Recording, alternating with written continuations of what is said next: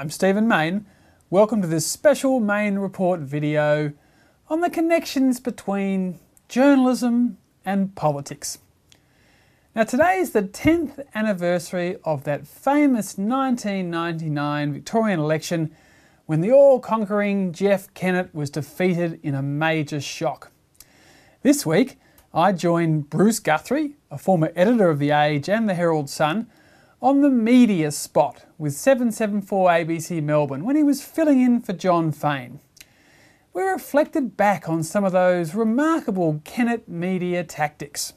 Actually, I seem to recall also, Stephen, that about this time 10 years ago, wasn't there court action between the government and the Age? Well, I think it was actually today, and it did summarise the culture of the Kennett government, that this day 10 years ago, I think the government was trying to injunct the Age through the Supreme Court to not get access to intergraph documents about the outsourcing of the ambulance dispatch service in Victoria.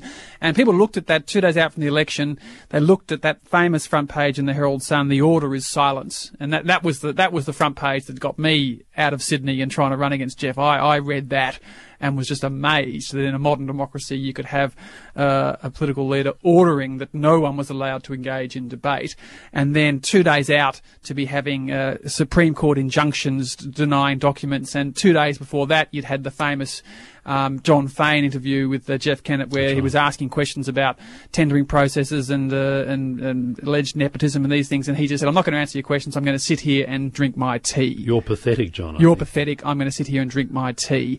Now, I'm someone who's flitted between journalism and politics over the years, but a lot of people do that. Even Jeff Kennett spent 3 months as a shock jock on 3AK in 2002. Another person who's dabbled in both journalism and politics is Malcolm Turnbull, as we discussed with Bruce on 774. Malcolm Turnbull famously came out and blew the whistle and said, Kerry Packer is this person who the National Times is calling the goanna. He denies everything, and here is 8,000 words of denial. The most famous denial statement ever put out in Australia by Malcolm Turnbull, all those years ago. Lo and behold, Malcolm then called in. So I let him know about another politician who was starting to dabble in journalism. Being a journalist. Peter Costello had a hilarious video a couple of days ago on nationaltimes.com.au saying that now he was a journalist. Being a journalist. Now he's a journalist. He knows absolutely everything in the world, and he knows precisely what should be done, because the thing he noticed about journalists over the years is they always knew exactly what had to be done, and they were the font of all wisdom. Is that a criticism you would share? Stephen, this is true of all commentators and opinionators. It's all care and no responsibility. Ultimately, comment is free, but facts are sacred. Now, of course, these days, Peter Costello and I are fellow contributors at Fairfax Media. But back in 2007, we were rival candidates in the federal seat of Higgins. Unfortunately, the swing I needed wasn't quite enough. The person who achieved the largest swing in Higgins was Stephen Mayne with 2%. But at least Peter did acknowledge Mayne Report cameras were at the declaration of the poll. I assume that this is him recording for his YouTube. He even endorsed one of our policies. I do agree with Stephen on some of his other policies, including poker machines, which I think are completely out of control in this state.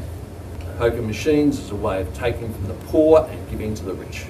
But there was a little lecture afterwards about not turning up. Stephen didn't come to the electorate.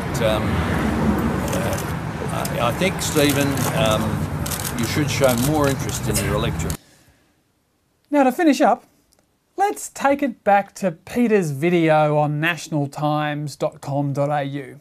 Over 2 decades in politics, I got used to being analysed, advised, cajoled, criticised by journalists. And of course they were right to do so.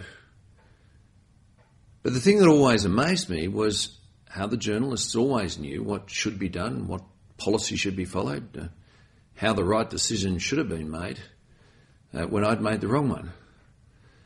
And it struck me that in this country, the only people who really know how to run it all decided to become journalists. Well, it's true that some of them became hairdressers and some of them became taxi drivers, but mostly they became journalists. Just think how much the country could have been improved if they'd gone into politics and really run things. Why don't you interview yourselves? What's your pledge to the people of Evans? Are you going to stick around? David Spears. It's damaging. Is it? I say it is. No, it's not. Well, I've got to say to you, after dealing with you people for 20 years, I just don't feel that I have to be at your beck and call anymore. So, having been in politics, I thought it might be interesting to get on the other side of the process.